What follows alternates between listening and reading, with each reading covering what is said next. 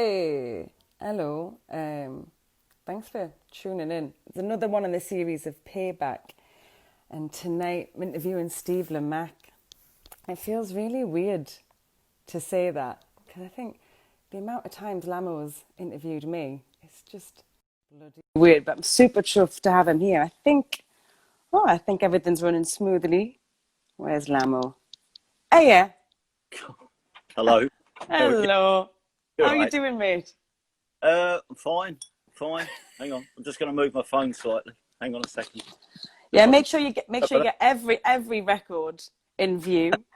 I mean, I'm imagining that's only a tiny bit of your collection that's there. Yeah, this is. I mean, it's the music of my youth, and then I guess it goes up to about 98 down here, and then it goes up into the loft upstairs. So we had a loft conversion done. I mean, ostensibly just because I'd run out of room for storing records. I mean, I'm nothing like Giles Peterson. I mean, Giles Peterson, legend has it, Giles Peterson went out when he ran out of room for records. He went and bought a flat, and so he's got his record collection in a separate flat. Must be nice. Where you go, Must be nice. just going around to see the record collection. I'm not sure if that's actually true, but I hope it is. I always pass it on as fact anyway. So Okay, how are you? it You feels well? good. I am very well. I've had so much fun going through so many things that every time I was talking to a mate of mine saying I was going to interview you, and it's weird even just typing it or saying it because I think you're probably one of the first people that ever interviewed me on the radio, and the amount of interviews we've done together is nuts. More, yeah, loads. And then I think for so many people that'll be watching, loads of people will probably just be aware of your career as a broadcaster. And then Yeah. maybe a few people won't know that you actually started off as a music journalist. And so that's kind of what I want to know about that. Like why you chose music journalism, how you got into it.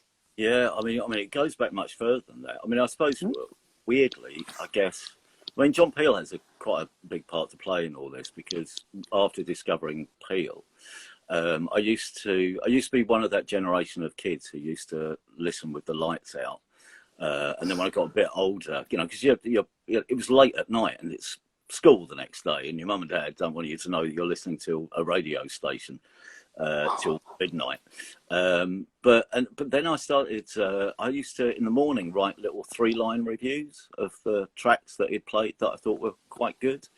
And I suppose that was my first piece of journalism, really. And they were all in a little folder. All these reviews of, I found it not so long ago, and it's got things like Electricity, the first orchestral manoeuvres in the dark single, in 3 lines. And I've given it. I had a star system, so if it was 3 stars, it was worth buying. If it's 2 stars, it was worth taping. One was okay, and nothing was, it was rubbish.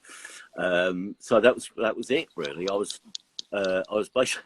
Yeah, I was basically doing Q magazine when I was 13 years old, I suppose. But that's kind of how it started. And then I started a fanzine when I was 16, 17. And then What and then was the fanzine called? Sorry, Steve.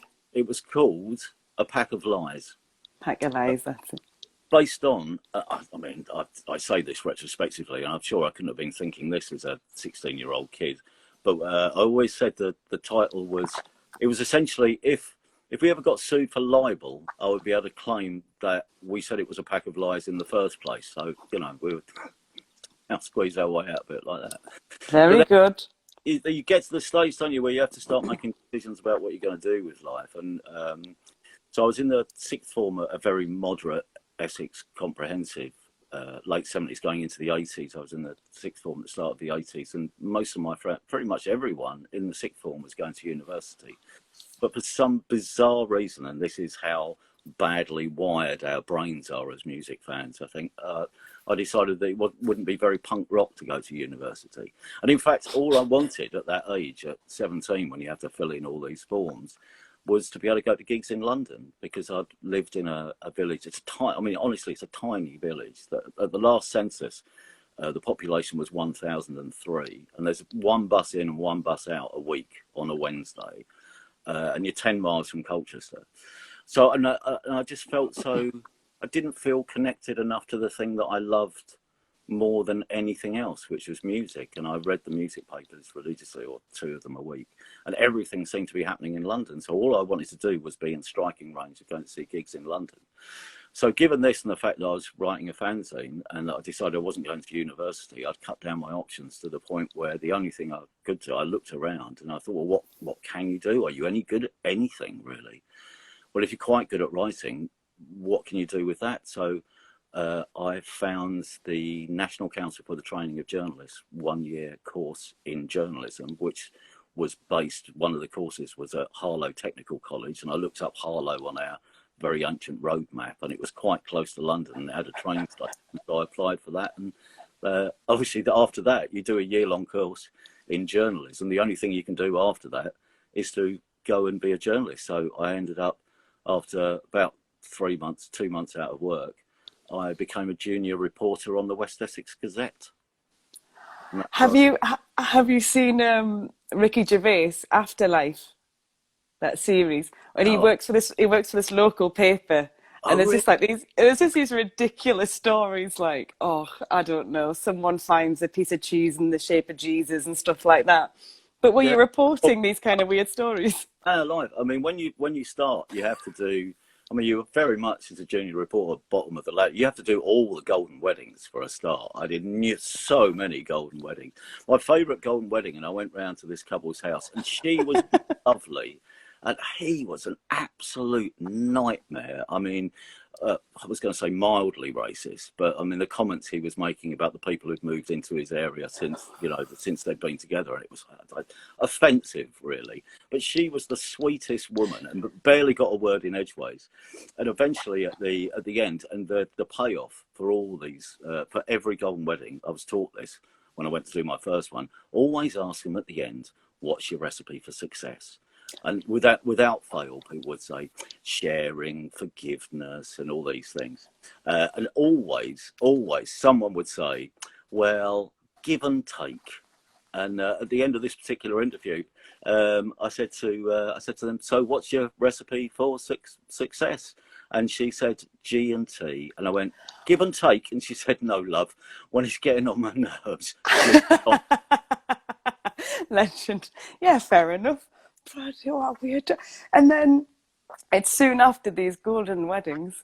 Yeah. Then when do you start? Is it NME? Is that your first like Yeah, proper journalist job? yeah, eventually I got moved around, and I did a stint on the Redbridge Guardian. Then I ended up at the Harlow Gazette, and then I got moved onto the sports desk because I really wasn't very good at reporting news. And then I got made sports editor at the age of 21, which was the youngest sports editor they'd ever had, which sounds grand and like it's an achievement, but it just proves there was no one else mug enough to want to be sports editor at the time. All right. There's no sport in Harlow, obviously. But I learned how to sub-copy and lay out pages of newspapers, and I did that for about a year and a bit. And then there was a job advertised in the NME for a sub-editor, and I went for it and got it. And 1 week, I'm reporting on a very dull Sawbridgeworth Town football match, and on my third day at the New Musical Express, I went to the gents, and I was 3 urinals down from Marquis Smith taking a piss, and I thought my life has changed quite dramatically. It's just gone. Through all that time, I was still right. I was obviously all through my local journalism days. I was still writing the fanzine and just going to loads of gigs. And weirdly now, when you look back, the fanzine was such a brilliant grounding for working at a music paper. And the fanzines of those days, you could run through. There was Attack on Bazag, which is written by James Brown, Rocks, which is written by John Robb. There were all these fanzines around the country, terrific scene, and I met so many. I mean, brilliantly. When I was selling issue 2 of my fanzine, must have come out. I'm still in the sixth form, but some shops would, sell your fanzine on a sale or return basis, and the Pack of Lies was slightly ripped off from this fanzine in Ipswich called Harsh Reality. Which folded around about the time that I got started. But I was at the counter trying to persuade the guy behind the counter, will you take 30 copies of a pack of lights? And the guy next to me, this side of the counter, picks up a copy and he said, what's this? And I said, well, it's a fanzine based in Colchester. It's sort of, I mean, it's a bit of a rip-off of Harsh Reality, really. And he turned to me and went, oh, yeah, Harsh Reality. And I went, do you remember the Harsh Reality? And he went, remember it? I wrote it. I went, really? You're Lawrence? And he said, yeah, I am. And that's how I met Lawrence Bell, who is now the boss of Domino Records. Because you were ripping him off and you met him in that kit. And all these bloody brilliant coincidences, and they must be happening to you all the time. I mean, those NME days, there's this thing, I wonder how you feel about this. Because, I mean, back in the day, at the time you were at the NME, I suppose, it was like there was a time where its journalism was just like properly combative and provocative. And then were you a part of that time when it was like that? Yeah. I mean, the editorial meetings at the NME, which took place on a Tuesday, so the issue would come in and you'd have a sort of debriefing about what last week's issue was like and whether it was any good, and then you'd go on to what we're going to put in next week's issue. Now, imagine if you took 10 musicians from completely different musical genres, put them in a studio and said, can you make an album? Imagine the arguments, imagine the fury of what you would eventually come up with. And it was like that with the music paper. You had all sorts of, brilliant characters, but all arguing for their particular band or their genre of music. And this would go on for an hour and a half of shouting and screaming about stuff before we decided on what the issue was going to be. But I mean, there were so many amazing people. If you think, after about 3 years of my 5-year stint at the NME, I was working alongside Danny Kelly, who was editor, James Brown, I think, was features, Stuart McConey was there, Andrew Collins, Marianne Hobbs worked on the news desk. I mean, there was so many, David Quantick was there, Swells. There were so many amazing characters there. Yeah. And all specialists in their field. And it was brilliant. And it was always a fight, but it was always, funny. But everyone was so into it. Yeah. But do you think that music journalism's lost its edge a bit? I think it's just different. I think the music papers brought all... Are you being kind? Yeah. Well, no. As I say, it's the context which has changed, really, in a way. Because if you recreated that editorial meeting, say you took all of the leading websites now and joined them all together as a music paper. So if you put the Quietest in a room with Louder Than War and whoever else, and you put 5 or 6 of those websites together, you would have an amazing website out of it. You would have a music paper out of it. But everyone specialises now, so it's a different sort of music journalism, because you go to the places where you think you'll like the music, and that the people will have a similar mindset, which means you don't sometimes come across writing which I don't know, makes you angry. Yeah, I mean, there was like, there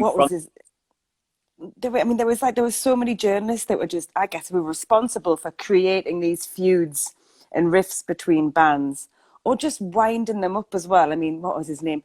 Johnny Cigarettes.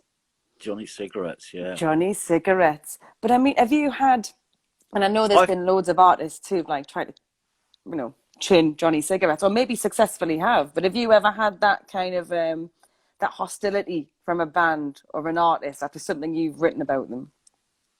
I found Johnny Cigarettes, by the way. He was, because I was live editor, and part of the live editor's job was to recruit new writers. So we used to have a pile of unsolicited reviews, which was that full. And that actually Sig's writing was quite good.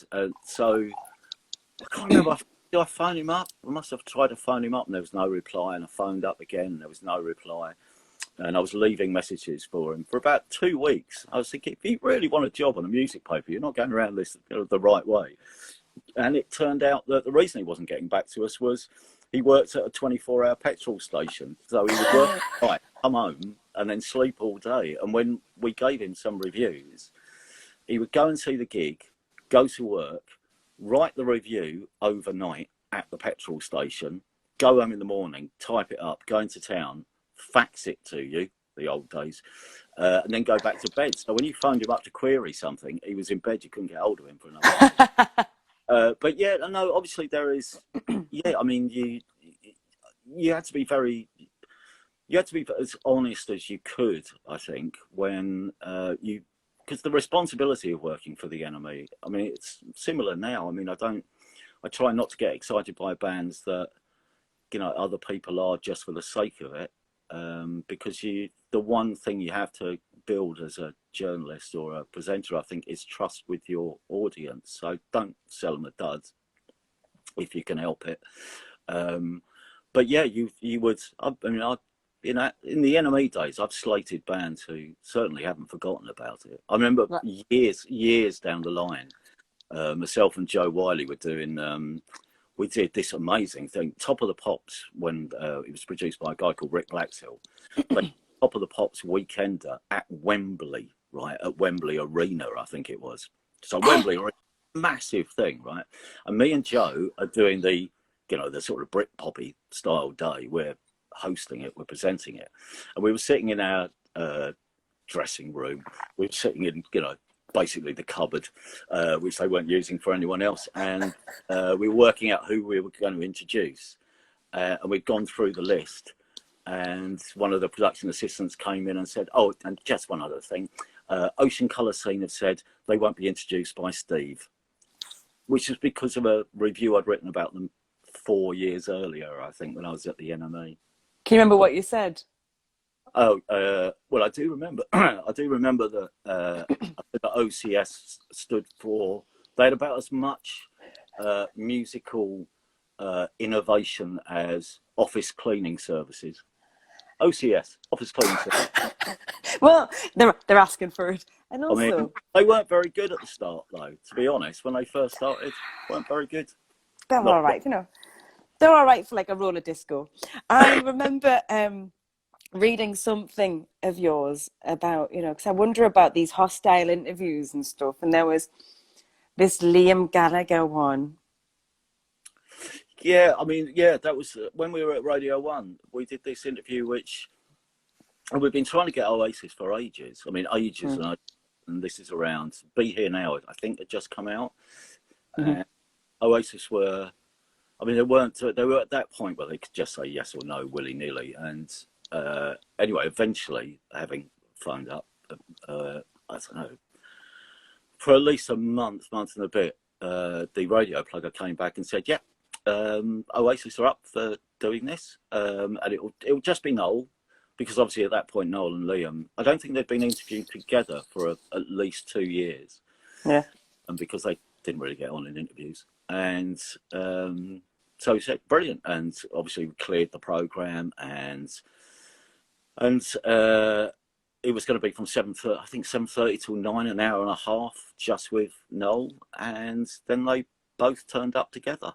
And I mean, brilliant. Obviously, I mean, there was an actual feeling of, excitement in the building. I mean, radio is not a spectator sport, but there were people holding the studio next to us, John Peel's studio, like looking through the glass at Noel and Liam.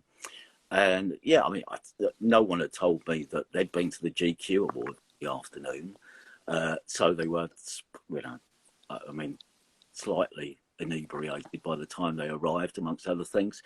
And yeah, they just, I mean, there were so many. I think it only took them about 5 minutes before the first F word went past.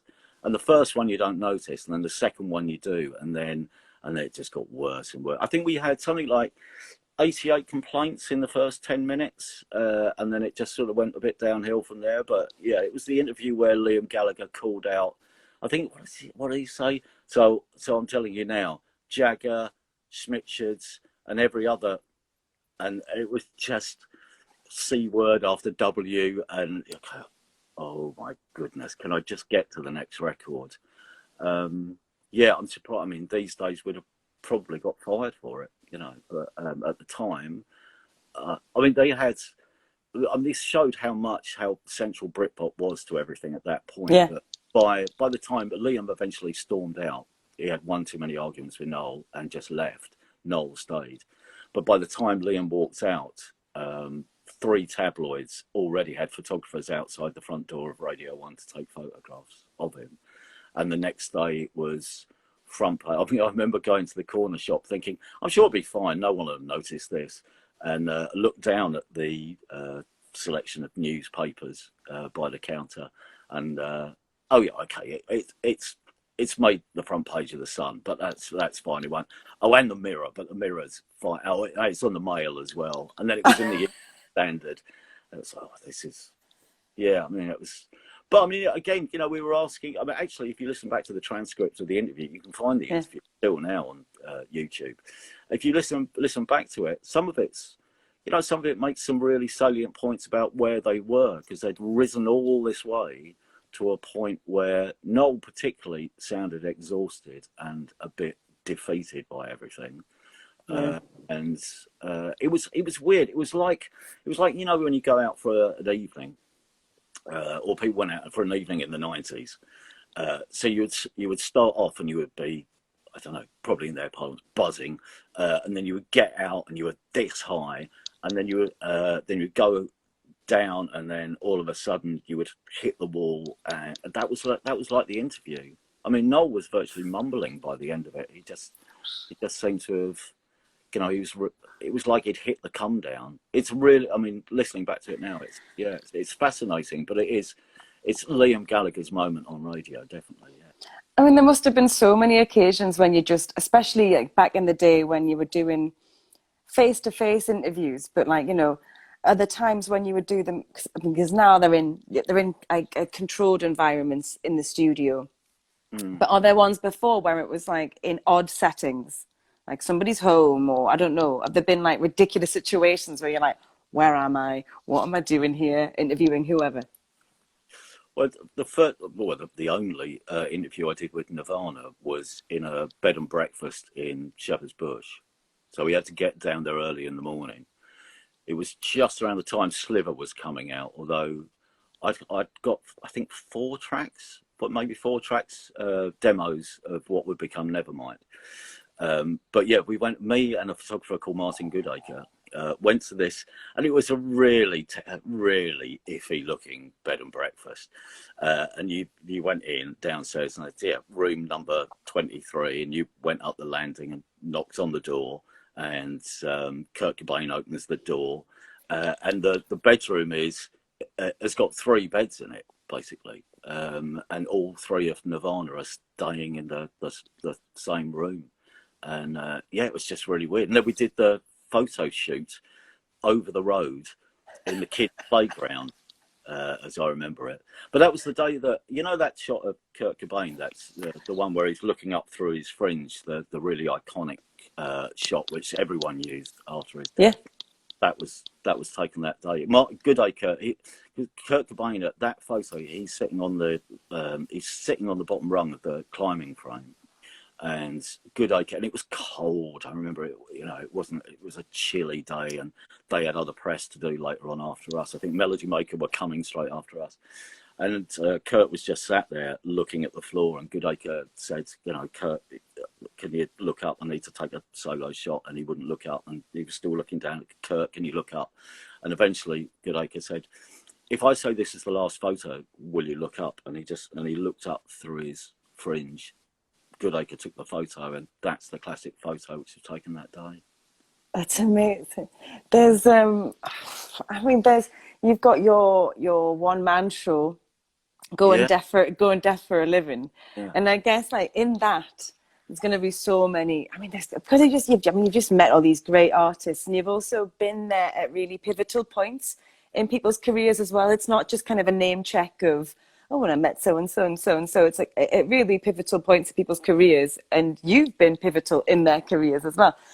And are you all right with talking about, because it's a really big story, and when lots of people mention it when we talk about your history as a journalist as well. Are you okay talking about the Richie Manics interview in the NME? Yeah, I mean, years ago. I mean, I always say, people ask me, still ask me about Mm. Yeah. now, and I mean, I feel I'm a very much a bit part player really in the Manics story, but it is, it's a sort of chapter, but because it was the only time I really spoke to Richie. I mean, the context to it is the Manics released their first single, sent loads of copies to the enemy, Yeah. and eventually it gained a sort of momentum about the time they signed to, I think, Heavenly, wasn't it? Motown Junk came out on Heavenly, which was actually a really good record.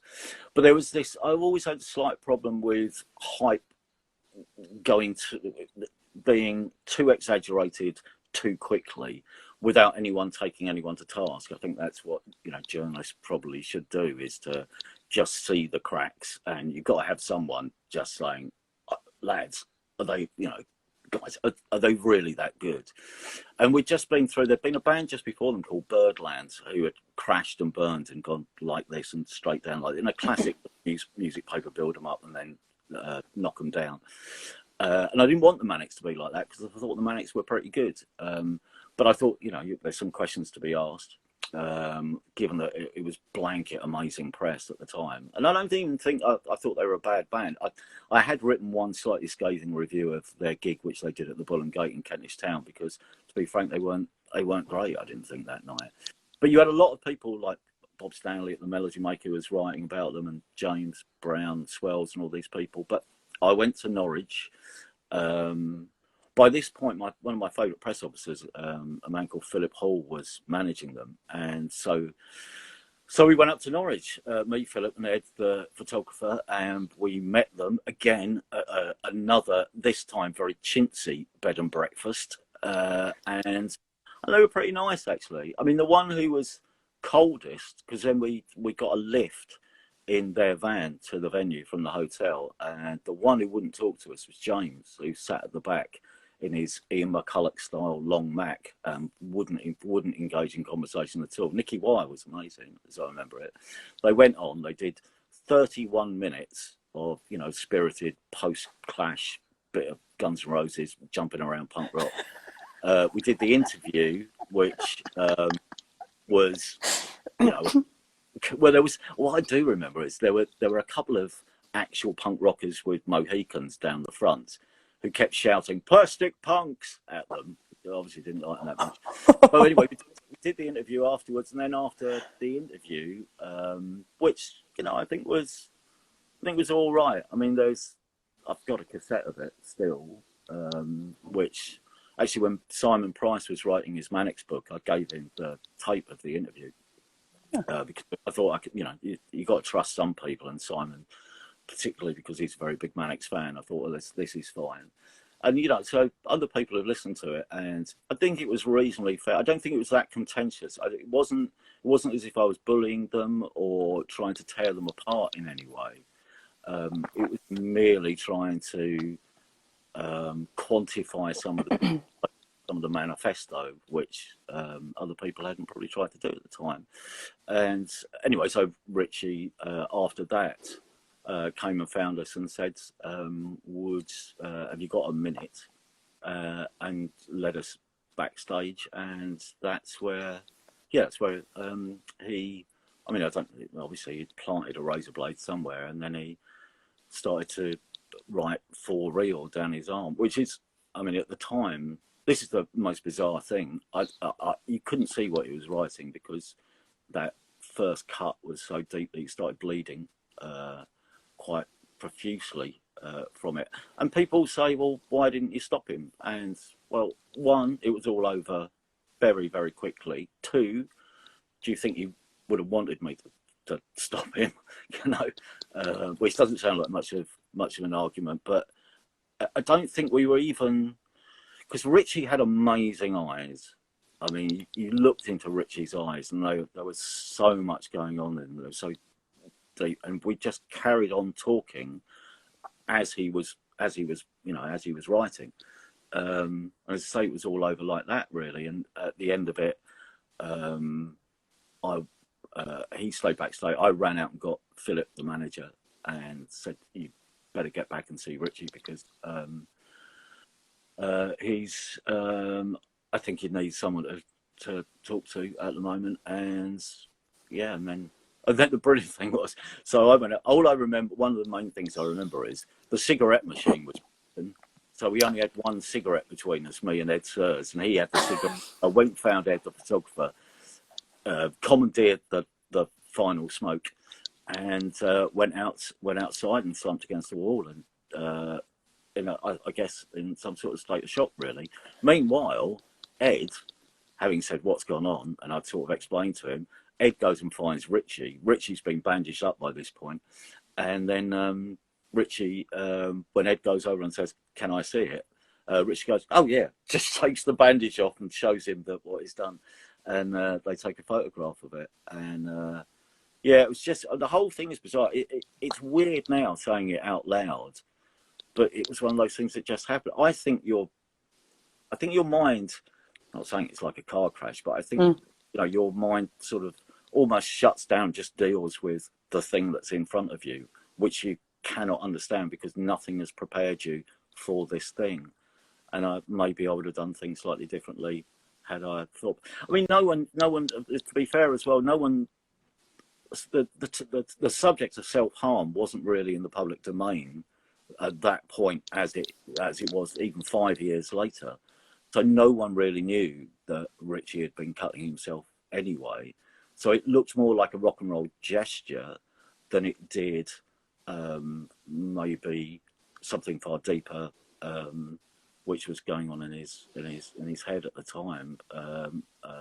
So yeah, as it unfolds, it's strange being part of some of these things which you can look at in a completely different way 10 years later, when something like that, if it happened now, would be treated in an entirely different way. But you can't treat it in, as you would now when it happened then, I don't think. Yeah, and also, I mean, if there's, I guess a thing that frustrates me as a musician and as a person who loves to read about music, I think there is this kind of a policing of our thoughts so much with musicians. I mean, you're working on the BBC as well, and so when we're on the BBC, we have to be quite very guarded about what we say there, and you have to be also.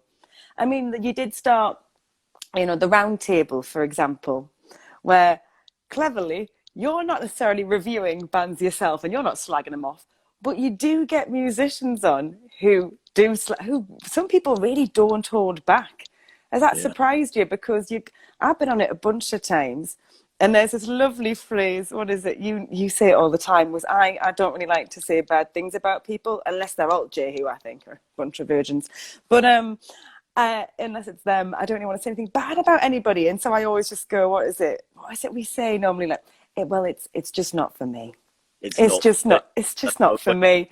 But Always then say. there's people that really go for it. Do you ever have to like intervene and be like, that'll do? It depends. I mean, it depends who they're reviewing, really. If they're reviewing a brand new band from Huddersfield, you think, "Or go easy," on them, in this, in this context. But if it's something, I remember.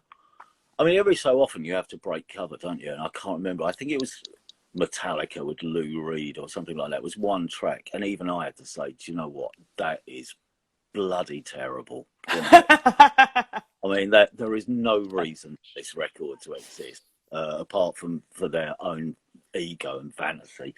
But yeah, no, most people. I mean, that's the whole point of the program. People can judge whether they like somebody or somebody's opinion.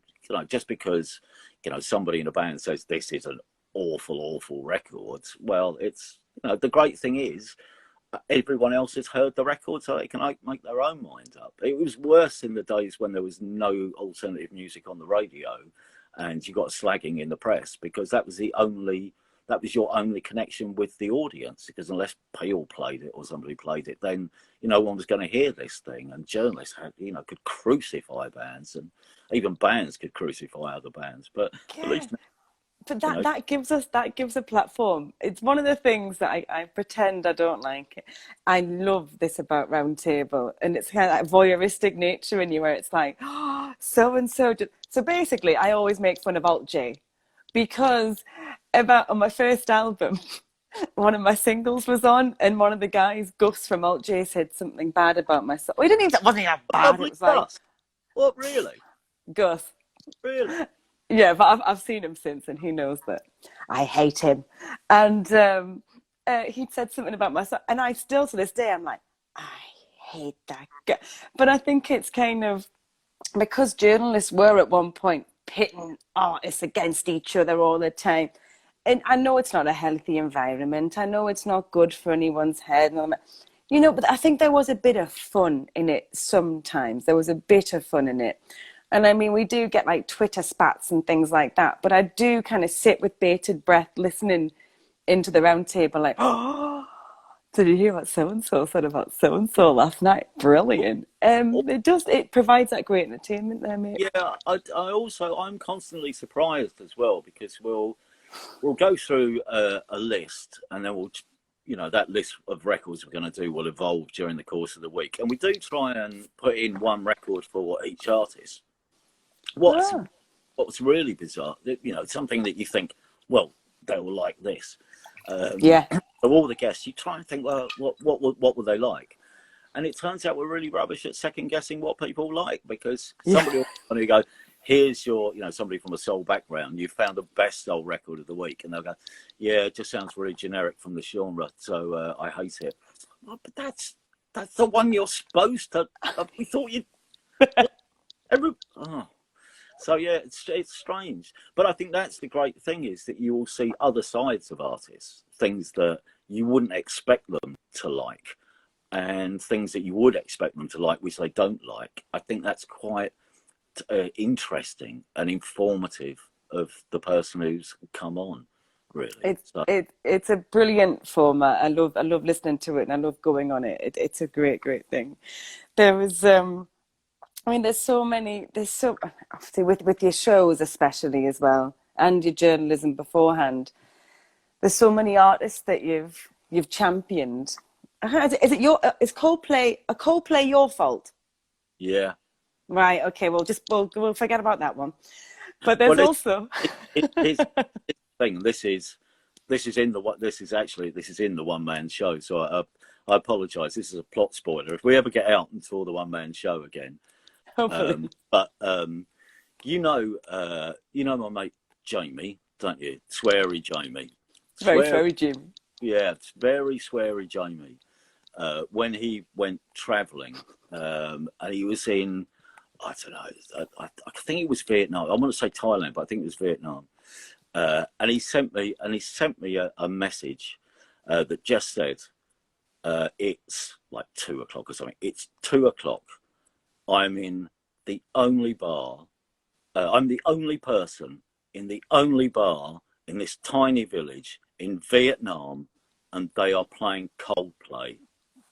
This is what you have done to the world. And then probably with more swearing, fuck you. Yeah. This is your fucking fault.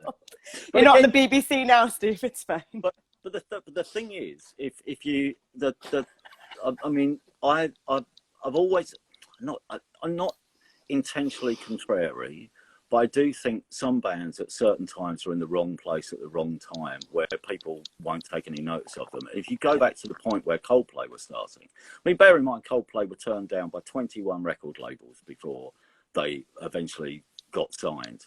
In fact, the label they signed to had already turned them down.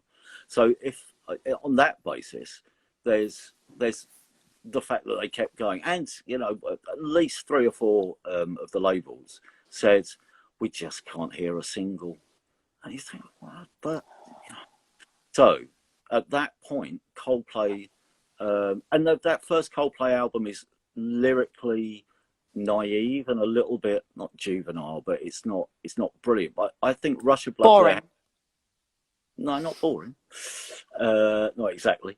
But that second album, Rush of Blood to the Head, is a good record. I think I would say. At that point, if I gave you the choice, Limp Bizkit or Coldplay, I would have gone Coldplay. I'd have also gone get okay. All right, fair enough. If that was my only option, Yeah, that's it. That's the only. That's all you can do. Coldplay Yeah. or death. All right. I Well, mean, but there's so many bands that you've championed, and like I just wonder out of all of them, myself not included, Steve, for the okay. purpose of this, because I know you'd choose me. But which have you been most proud of? Um. Well, I guess of late, I guess. I mean, it's hard to see past maybe idols, I suppose, because no one else. I suppose you look at the bands that no one else, that were there, and no one else had taken any notice of, really. Um, There was that bands. beautiful moment at Glastonbury where Joe they're playing the Park stage, and it's also they are. You must be so aware of how appreciative they are of you in their career, where they he starts shouting out like Steve Lamacq, I fucking love you, and Yeah, it's a really beautiful moment. yeah. I mean, it's yeah. You sort of yeah. You're shrinking inside, thinking. I mean, yeah, it is. I mean, I don't. I find it really hard to take praise and appreciation because it's amazing that people still will say to you thanks very much and I do appreciate it and it's lovely but there's a part of me which just goes in cartoons where the character suddenly goes a bright shade of pink.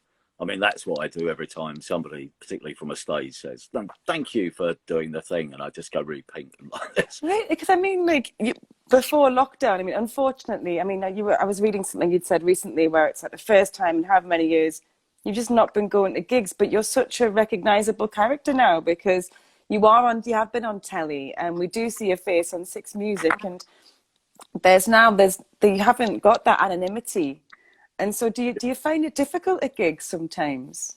I mean, the only thing I always say this, but the only thing, sorry, I'm refilling my glass. The only thing, I don't like is if somebody talks to me while the band is on. I hate that conversation. You probably have this where you're standing watching somebody, and somebody comes up and says, "So, what do you think?" Well, I'll tell you after I finish watching the band. Somebody trying to have a conversation with you while you're watching the band, that I'm not keen on that. But apart from that. You see, again, I don't know whether this goes back to my early journalism days, but I like talking to people, and I like finding out what people like. I'm not one of these people who, just all.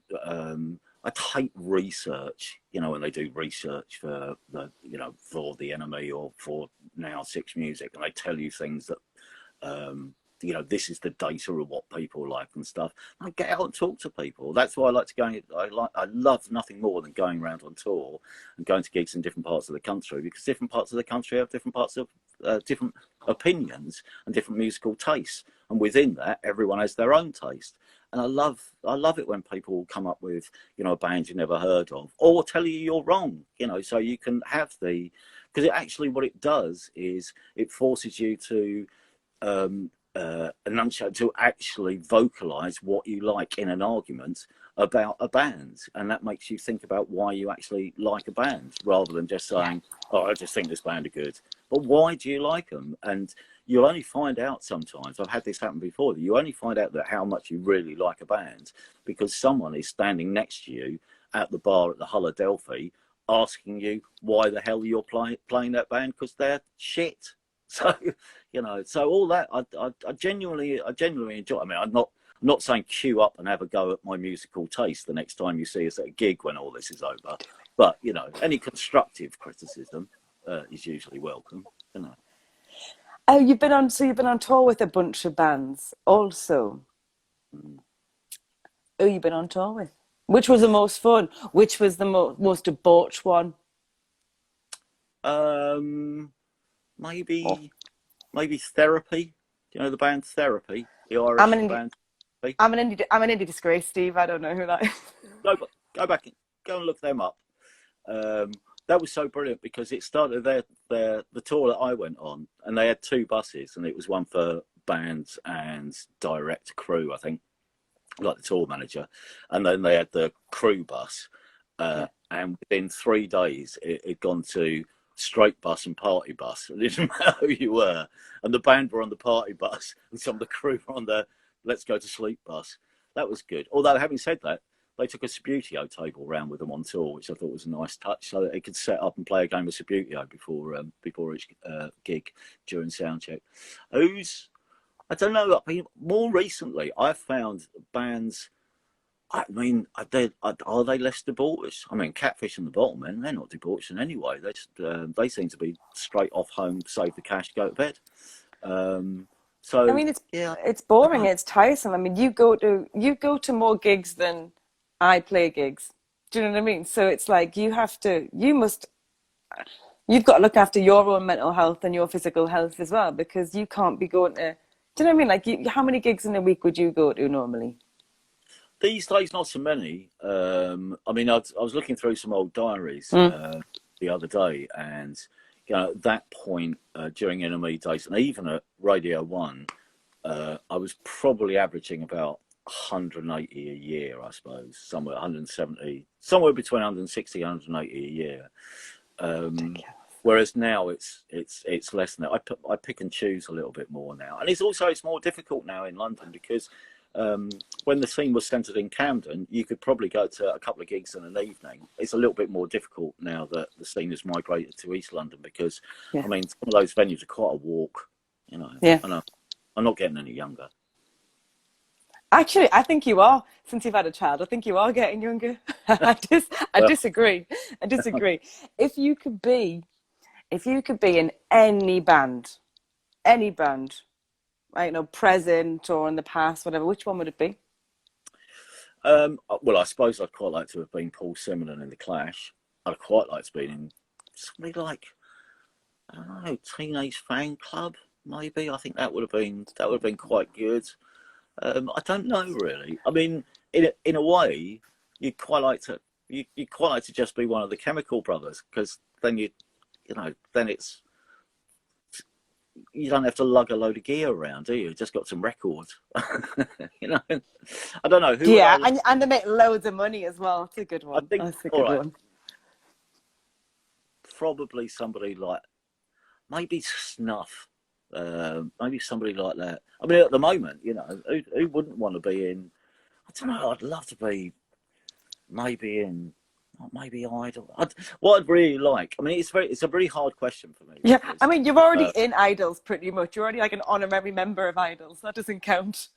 But it's a hard question to answer, because I very early on looked at myself in the mirror and thought I don't look like, and I don't feel I have the character, having read a load of interviews, to be someone who's going to be in a band. It just never struck me that I'd ever be in a band. And although I did write, I can't play a note. I have got a bass guitar and I can play, you know, some Ramones records and stuff. If it's got 4 chords in it, I can play a lot of old American punk records and hardcore records. But I just something in my psyche. I wouldn't have been able to. I just don't think I'd have been. I'm not the right mental fit for being in a band. I don't think. I very much see myself as the John Motson of pop music. I think much better at just being the statistician and the bloke who says that's a nice pass, rather than being. Really. Fair enough. What's been your proudest moment in your career to date? Can you think of anything that comes to mind? Well, I suppose all those times where bands that you've loved have gone on and done something, and you've stood in the audience and watched, because you do find yourself looking around at the audience and thinking, there's a lot of people here who are having a good time, and at some point you probably helped take that artist to the next level. I mean, I'm not responsible for bands selling millions of records. I'm just responsible in some cases for bands having a chance to get to the next level, to be seen, to be heard, by more people. And then it's up to them, really. Then it's up to them whether they're any good, or if the second or third album is any good. But it is nice watching people when they're doing well, or I don't know, when they make a great record, and you just think, well done. But it's hard. Right. it's hard picking, one or two examples out, because Yeah. they're all, they're all things that I've enjoyed at some point. I mean, you do, during there are certain eras, particularly when, if my career has been, on a nosedive at a certain point, and you come up with a really good band. So after being fired off the evening session at Radio One, I think at that point, having been told, that at the meeting where they said we're axing the program, they said, and I said, can I ask why? And they said, well, because we think you've lost touch with the audience. And I had a terrible crisis of confidence. I almost packed it in at that point. To the point where I was thinking, because I never, obviously, as I mentioned, I never had a proper education. So I thought about actually going to be a mature student or something. I was thinking of studying history, and I got some prospectuses, and things, and started thinking about it. And then Six Music offered us one show a week, and I thought, well, maybe I'll do that instead. So I never did. But at that point, I was thinking, well, maybe they're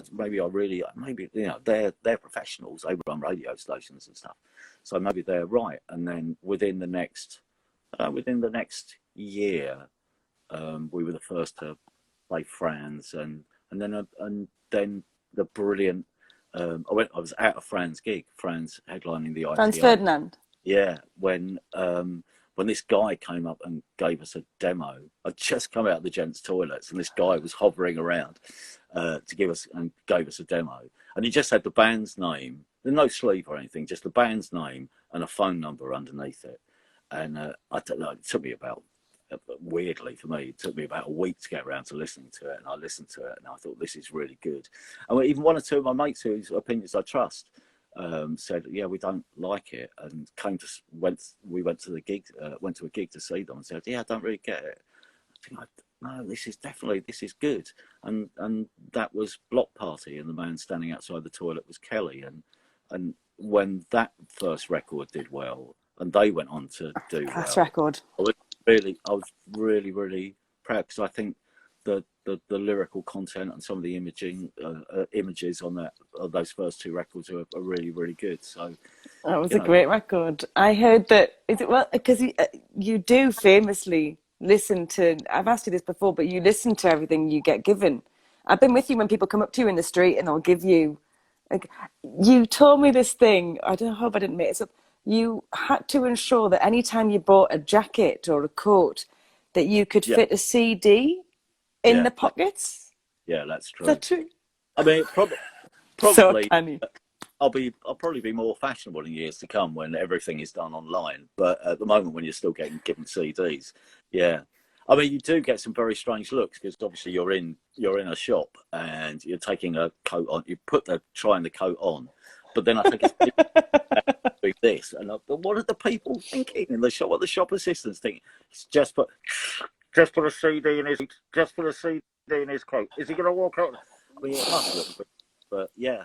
Otherwise, what are you going to do? You're not going to walk around with it in your hand, are you? This is like when people say, no, I love vinyl. Don't get me wrong, but don't give me a 7-inch at a gig. Oh, I can't, Anyway, can't carry that about, mate.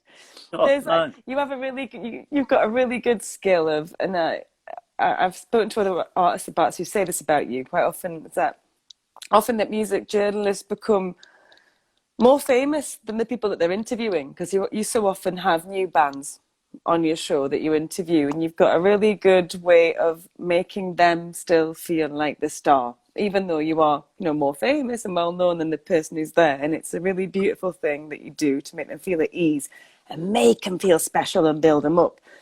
But do you still get those moments where you get kind of starstruck when you interview certain people, like a hero or whoever? I mean, yeah. I mean, it's strange. I mean, I always say I don't, but actually, I sort of sometimes do.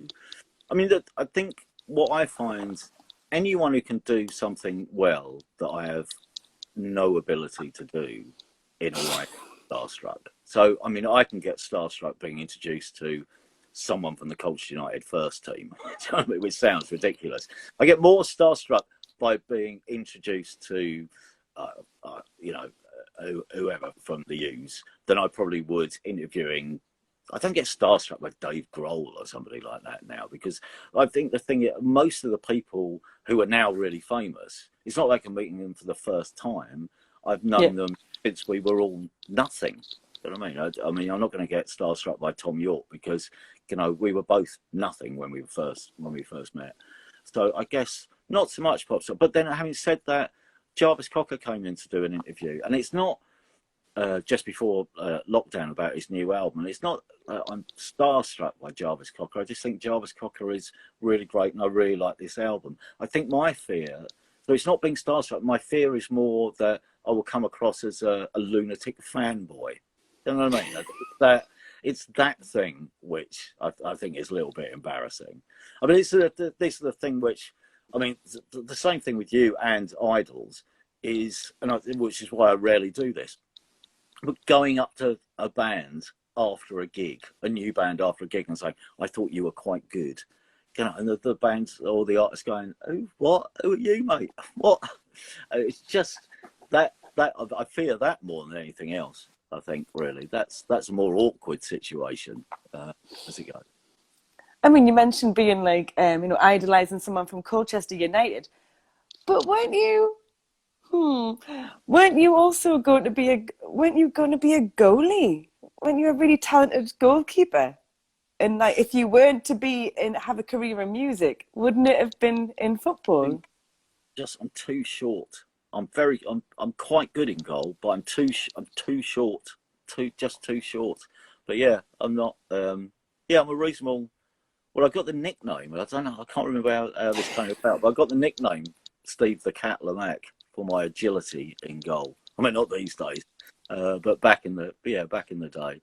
And brilliantly, when I turned 50, my mate Tom, as a surprise, said, "You just have you got a pair of football boots?" And he came around and picked us up, and we started driving towards Colchester. I was thinking, "Oh God." And we went to Colchester United's training ground, and we had they gave us the guided tour, and it was all really lovely. And then the PR guy said, "Right, that's the changing room. Here's your kit." And they'd done us a goalkeeper's kit with the number 50 on the back, and so I did training with Colchester United. As they whistled shots past my ear, bouncing off my head, you know, I saved the first four, and after that they were going, "Right, I'm not having this." But You can join the Nadine Shah five-a-side team. We've only got one player so far, so you'd be more than welcome, Steve. I mean, I'll play in goal for you. Unfortunately, these bloody things are only an hour long, which is really frustrating because there's so many things. There's so many of your amazing stories I want to hear. And I mean, everybody is, when I mentioned I was interviewing you, so many people, Steve, have been getting in touch just saying how much we've missed hearing you on the radio every day. We really have. It's been a massive void there. And on behalf of myself and many other artists and music fans, like, thanks very bloody much for what you do, mate. But I want to end with, so you mentioned earlier on these golden weddings that you started off at. That I think that you would always ask people what was their recipe for success. Was it? So what is your recipe for success? Yeah, look, listen to yourself more than you listen to other people's opinions. Don't be worried by consensus terrorism, where everyone is saying one thing and you think the other. And never be. Always look for the Always look for the misfit, because one day the misfits will take over. Thank you, Steve. Bless you. Thanks so much for your time. We're going to be hearing you again. You're going to be back soon, so we can't wait for that, mate. Thanks so much. Ta-ra, buddy. See ya. See you all later. Bye. Bye. Bye.